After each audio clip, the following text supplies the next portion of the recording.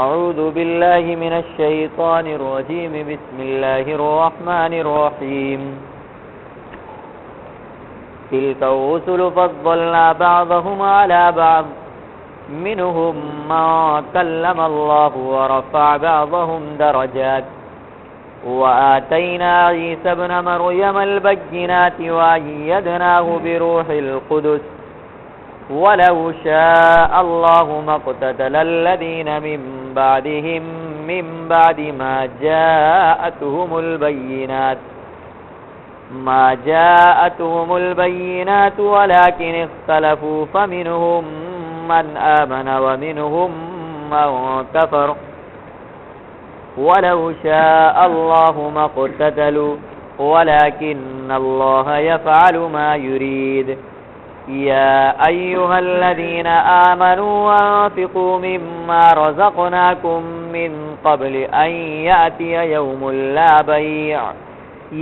لا بيع فيه ولا خلة ولا شفاعة والكافرون هم الظالمون الله لا إله إلا هو الحي القيوم لا تأخذه سنة ولا نوم له ما في السماوات وما في الأرض ما ذا الذي يشفع عنده إلا بإذنه يعلم ما بين أيديهم وما خلفهم ولا يحيطون بشيء من علمه إلا بما شاء وسع كرسيه السماوات والأرض ولا يؤوده حفظهما وهو العلی العظیم صدق اللہ العظیم۔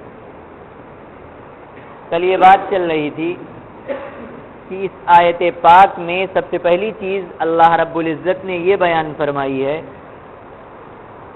کہ جتنے رسول اس روئے زمین پر ہم نے انسانوں کی ہدایت کے لیے بھیجے ہیں ان میں سے بہت سارے رسولوں کو بہت سارے رسولوں پر فضیلت حاصل تھی، کسی کو کسی اعتبار سے کسی کو کسی اعتبار سے۔ یہ تفصیل اور وضاحت کل آپ کے سامنے آ چکی۔ حضرت عیسیٰ علیہ السلام کو اللہ رب العزت نے دوسرے نبیوں پر جو مقام اور فضیلت عطا کی اس کی وضاحت اللہ تعالیٰ قرآن پاک میں اس انداز میں فرماتا ہے۔ دیکھیے اللہ فرماتا وَآتَيْنَا عِيسَى ابْنَ مَرْيَمَ الْبَيِّنَاتِ کہ ہم نے دیا عیسیٰ ابن مریم کو کھلی کھلی نشانیاں۔ یہ حضرت عیسیٰ علیہ السلام کو اللہ کی طرف سے کھلی ہوئی کیا نشانیاں ملی؟ جو معجزات ان کو اللہ کی طرف سے عطا ہوئے اس کی طرف اشارہ ہے۔ جیسے مادر ذات نابینا کو بالکل صحیح سالم آنکھ والا بنا دینا، برس کے مریض کو بالکل ٹھیک ٹھاک کر دینا، اسی طریقے سے دسترخوان پکا پکایا کھانے کا دسترخوان آسمان سے اترنا، یہ کھلے کھلے معجزات اللہ تبارک و تعالیٰ نے حضرت عیسیٰ علیہ السلام کو عطا کیے۔ اللہ فرماتا ہے یہ ہم نے فضیلت عطا کی ان کو، اور پلس اللہ فرماتا وَأَيَّدْنَاهُ بِرُوحِ الْقُدُسِ ہم نے ان کو تقویت بخشی، ان کو قوت دی، ان کی مدد کی جبریل امین کے ذریعے۔ روح القدس سے مراد جبریل امین۔ روایتوں کے اندر آتا ہے کہ حضرت عیسیٰ علیہ السلام کے دشمن تھے یہودی، وہ ہر وقت ان کو تکلیف پہنچانے اور ایذا پہنچانے کے چکر میں پڑے رہتے تھے، تو اللہ تبارک و تعالیٰ نے حضرت جبریل علیہ السلام کو ان کی حفاظت کے لیے ساتھ ساتھ لگا دیا تھا۔ یہ ہے حضرت جبریل علیہ السلام کے ذریعے حضرت عیسیٰ کی مدد، اور پھر ان کی پیدائش کے اندر بھی حضرت جبریل علیہ السلام کا دخل کی، انہوں نے پھونکا اور پھر حمل ٹھہرا، تھا تو اللہ کی قدرت سے لیکن واسطہ حضرت جبریل علیہ السلام بنے۔ یہ اللہ تبارک و تعالیٰ نے جو ان کو فضیلت عطا کی اس کی طرف اشارہ فرمایا۔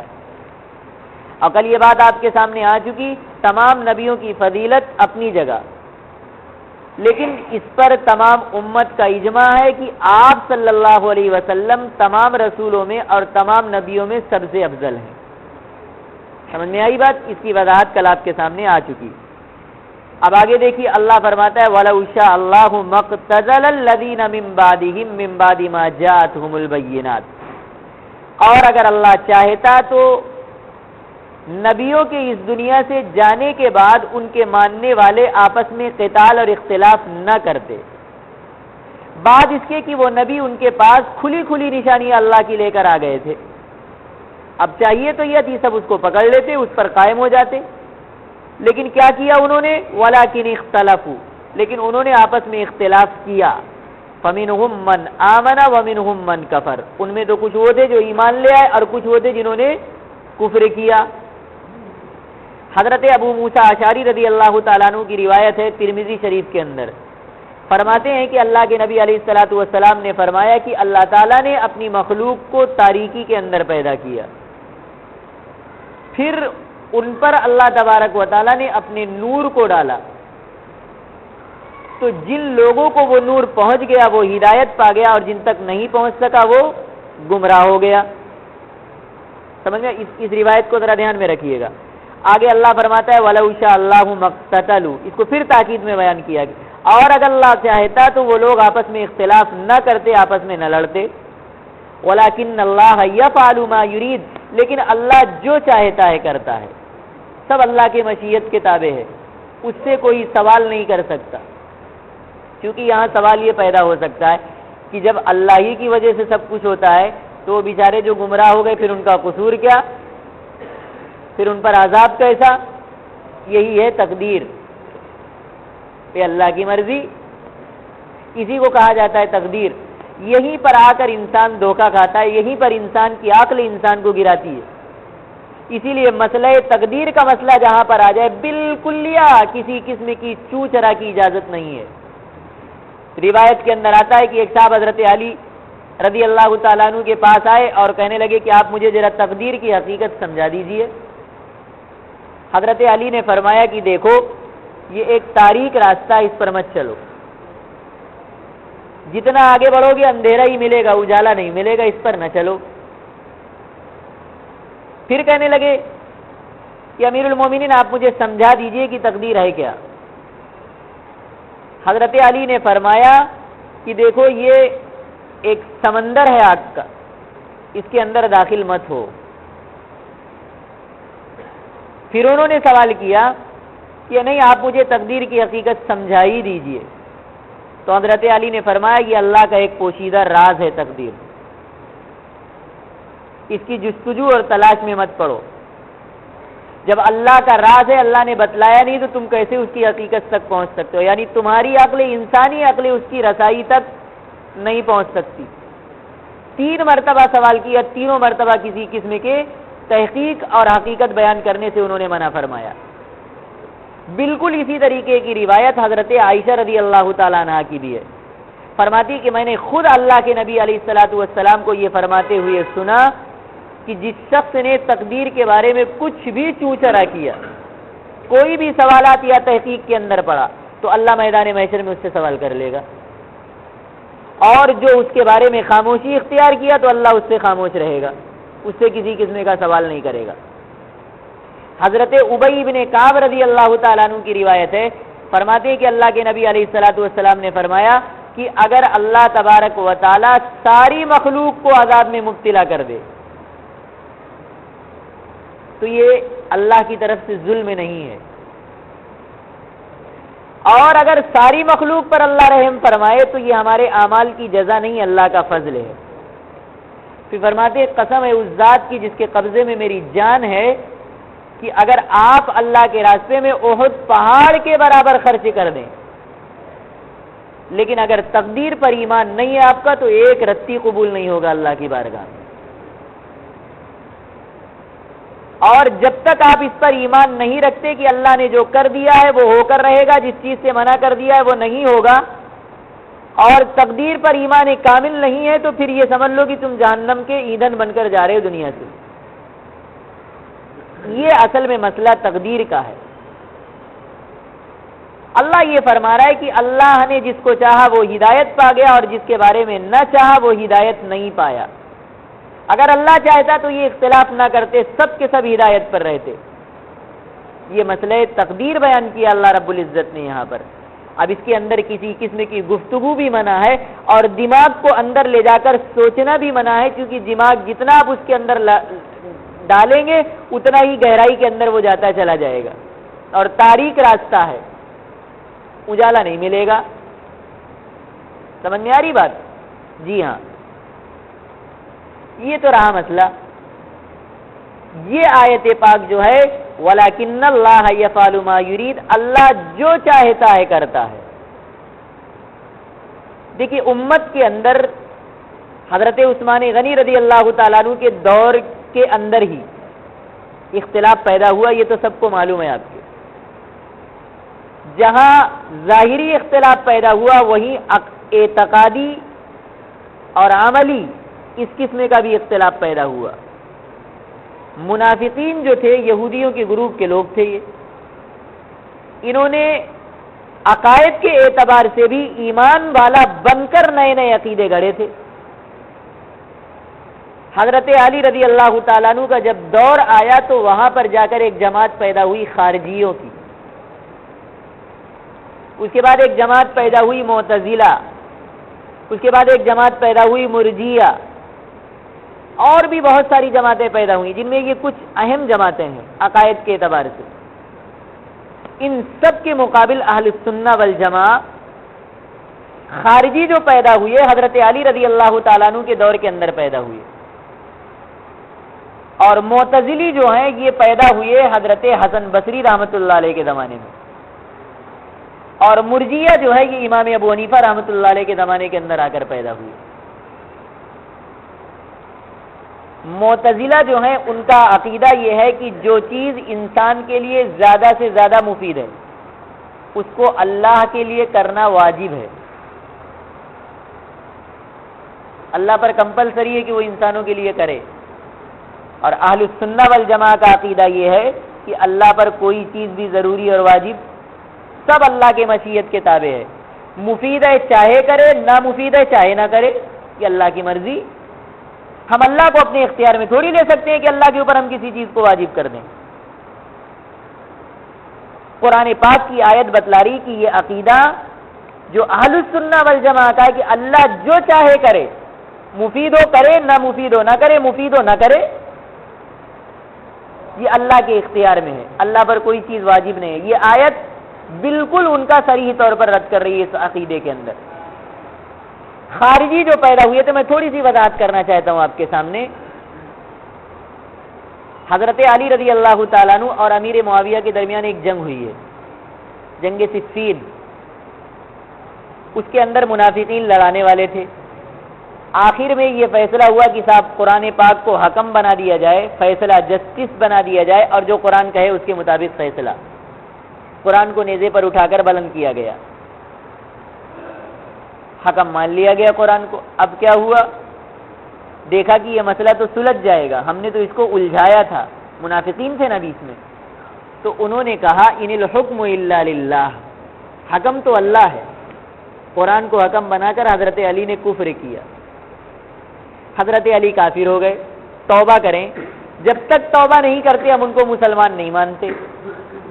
اور پھر انہوں نے عقیدہ یہ بنایا کہ جو شخص گناہ کبیرہ کرے گا وہ فوراً ایمان سے نکل کر کافر ہو جائے گا۔ گناہ کبیرہ کرنے والا مسلمان، یعنی اگر آپ نے جھوٹ بول دیا تو مسلمان نہیں رہ گئے، کافر ہو گئے۔ ماں باپ کو ستا دیا آپ کافر ہو گئے، دھوکہ دے دیا کسی کو آپ کافر ہو گئے، شراب پی لی آپ نے کافر ہو گئے، آپ نماز جماع آپ نے چھوڑ دیا بلا کسی شرعی عذر کے آپ کافر ہو گئے۔ یہ ہے گناہ کبیرہ کا مرتکب کافر، اور ڈائریکٹ جہنم میں۔ اور معتزلہ کا کہنا یہ تھا کہ صاحب گناہ کبیرہ کرنے والا ایمان سے تو نکل جاتا ہے لیکن کافر بھی نہیں ہوتا، تب کا بیچ میں رہتا ہے۔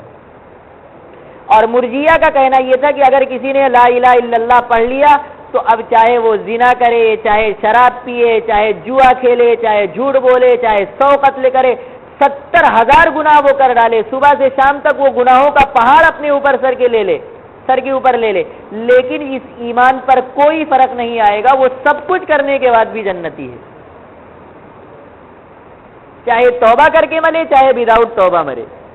یہ عقائد ہے، سمجھ میں آئی بات؟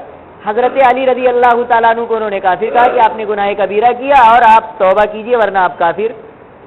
حضرت علی نے ان کا جواب قرآن پاک کی آیات کے بجائے اللہ کے نبی کے عمل سے دیا کہ اللہ کے نبی علیہ الصلوۃ والسلام نے زنا کے کوڑے بھی لگوائے اور زنا کیا تو ان کو پتھر مار کر ہلاک بھی کیا گیا اور ساتھ میں نماز جنازہ بھی پڑھائی آپ نے. اگر وہ کافر ہو گیا تھا تو نماز جنازہ کیسی اس کی؟ چوری کیا، ہاتھ کاٹا گیا، مرا تو آپ صلی اللہ علیہ وسلم نے نماز جنازہ بھی پڑھائی. اگر وہ کافر ہو گیا تو نماز جنازہ کیسے پڑھائی؟ وراثت میں حق دلایا، اگر وہ کافر ہو چکا تو وارث کیسے؟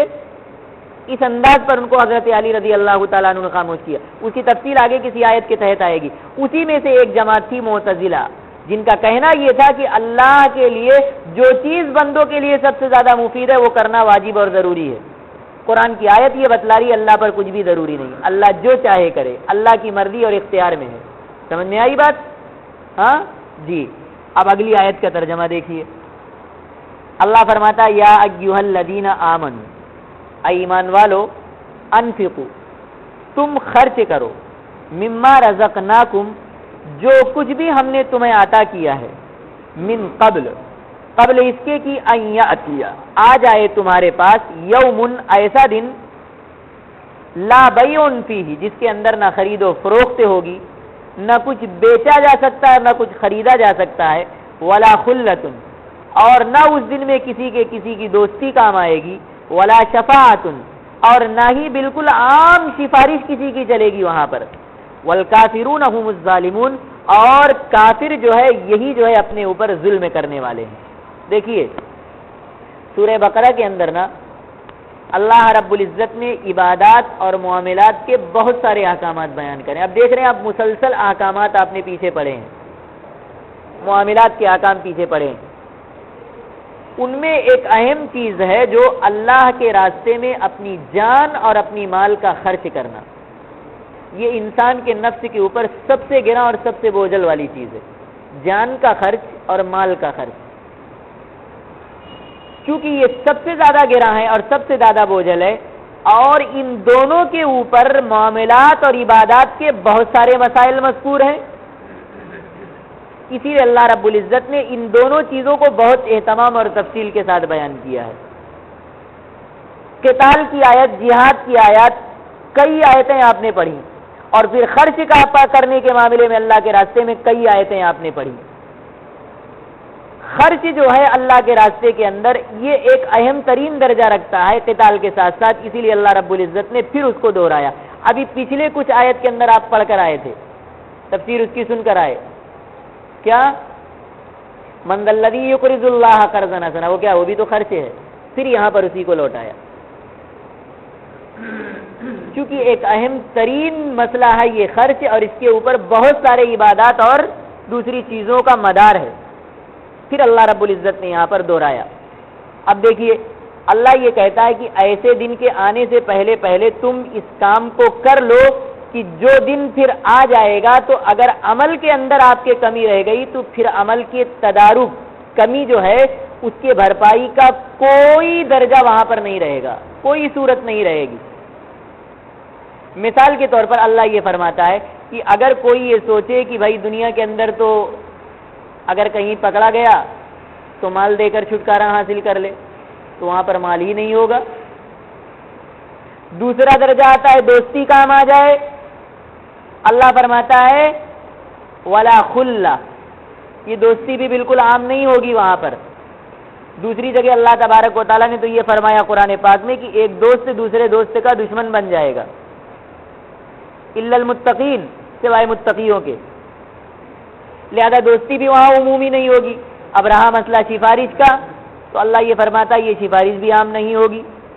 اب اگر ایمان کے بجائے کفر لے کر دنیا سے جا رہا ہے تو کم از کم ایمان کا اتنا درجہ تو ہو کہ ایمان ہو، تبھی دوستی یا سفارش کام آ سکتی ہے. اور ایمان ہی نہیں ہے تو یہ دونوں بھی کام نہیں آئیں گے. اور اگر چلو ایمان ہے بھی تو بالکلیہ دوستی عام نہیں ہوگی کہ کسی کے کام آ جائے ہر دوست، یا ہر ایک کی سفارش کر دے. لہذا وہاں پر عمل کی کوتاہی اگر لے کر جا رہا ہے آدمی تو اس عمل کے کوتاہی کا تدارک اور بھرپائی کسی چیز کے ذریعے ہو جائے یہ بالکل نہیں ہے. اللہ تبارک و تعالیٰ کہہ رہا ہے کہ یہیں پر عمل کر لو تاکہ وہاں پر شرمندگی نہ اٹھانا پڑے. سمجھ میں آئی بات؟ اب دیکھیے آگے اللہ فرماتا ہے والکافرون هم الظالمون، اور کافر جو ہیں یہی ظالم ہیں. کافر سے مراد یہاں پر کافر ہی ہو سکتا ہے. بعض مفسرین فرماتے ہیں کافرون سے مراد یہاں پر زکوٰۃ کے انکار کرنے والے لوگ. اور علامہ بیضاوی رحمۃ اللہ علیہ تفسیر بیضاوی جو نا تفسیر کی کتاب، وہ لکھتے ہیں کہ یہاں پر کافرون سے مراد زکوٰۃ نہ دینے والے، کیونکہ اللہ نے کافرون کا تعلق جوڑا ہے انفاق خرچ کرنے سے، لہذا خرچ نہ کرنے والے سب اس کے اندر داخل ہیں، اور خرچ نہ کرنے والے زکوٰۃ نہ دینے والے بھی ہیں. کیونکہ ظالم کا لفظ استعمال کیا گیا، اگر یہاں پر زکوٰۃ کے بجائے نفلی خرچ مراد ہوتا تو وہ ظالم نہیں ٹھہرتے. سمجھ میں آئی بات؟ اس سے مراد یہاں پر زکوٰۃ ہے، لہذا زکوٰۃ نہ دینے والے یہاں پر کافرون سے مراد ہے. اور اللہ تبارک و تعالیٰ نے زکوٰۃ نہ دینے کو کفر سے تعبیر اس لیے کیا کہ زکوٰۃ نہ دینا انتہائی شدید ترین جرم ہے شریعت کی نظر میں. سمجھ میں آ رہی بات؟ جیسے اللہ تبارک و تعالیٰ ایک جگہ اس شخص کے بارے میں جو حج کی طاقت رکھتا ہو اور حج نہ کرے اس کو کفر سے تعبیر کیا اس کے عمل کو، ایسے ہی زکوٰۃ نہ دینے والے کو اللہ تبارک و تعالیٰ نے شدت کی بنا پر کفر سے تعبیر کیا ہے. جیسے دوسری جگہ قرآن پاک میں اللہ فرماتا وَوَيْلٌ لِّلْمُشْرِكِينَ الَّذِينَ لَا يُؤْتُونَ الزَّكَاةَ، اور ہلاکت ہے ان مشرکین کے لیے جو زکوٰۃ نہیں دیتے.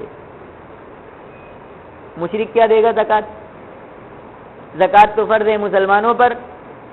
پتہ کیا چلا؟ اللہ تبارک و تعالیٰ نے زکوٰۃ نہ دینے والوں کی خصوصیت بیان فرمائی، وہ ایسے ہیں جیسے مشرک. سمجھ میں آئی بات؟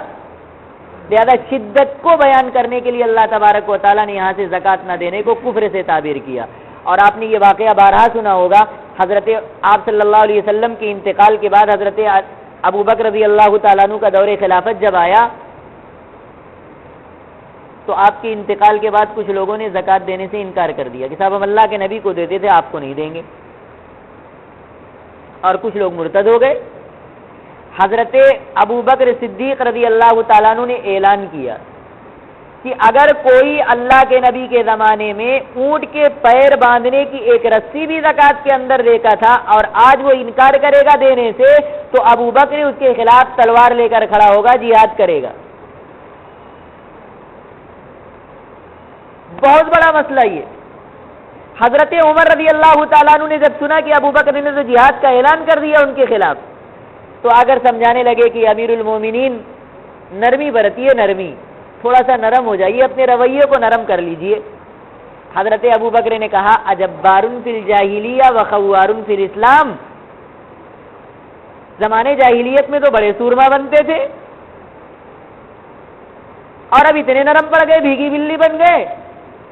پھر فرمایا اَيُنْقَصُ الدِّينُ وَأَنَا حَيٌّ، عمر دین کے اندر زندگی عمر ابو بکر کے زندہ کہہ رہتے ہوئے لوگ کمی کریں اور ابو بکر زندہ رہے، یہ نہیں ہو سکتا. میں ان زکوٰۃ نہ دینے والوں کے خلاف جہاد کروں گا. پھر باقاعدہ طور پر حضرت ابو بکر رضی اللہ تعالیٰ نے ان کے خلاف تلوار اٹھائی اور مجبور کیا ان کو زکوٰۃ دینے پر.